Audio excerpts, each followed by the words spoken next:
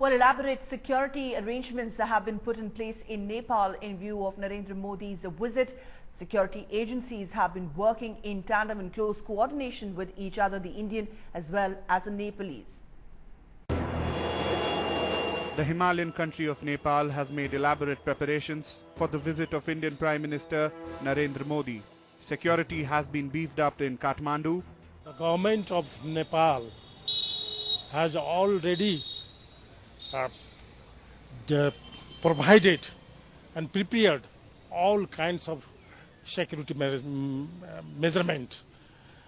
The army, the armed police force, Nepal police, all security forces have been mobilized to provide all kinds of support for the visit of the Excellency Prime Minister of India. Modi will be given Z+ security. Home Secretary has mobilized a special team of Nepal Army, Nepal Police, Armed Police Force and National Investigation Bureau. Commandos of the Indian National Security Guard have already arrived in the capital. The NSG will work along with the Nepali security officials.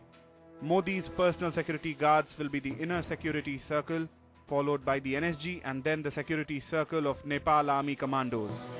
Helicopters are scanning the skies. There are commandos on rooftops all along the route from the airport to the hotel where Prime Minister Narendra Modi will stay.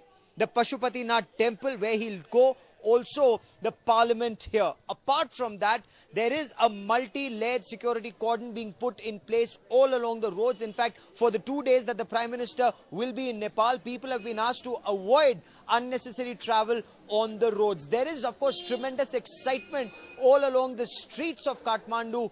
The first Indian Prime Minister to visit Nepal in 17 years. A lot of anticipation of this visit, not just in terms of the economic ties, political ties, but also socio, religious, cultural ties that the two countries have and of course intend to make stronger in the times to come.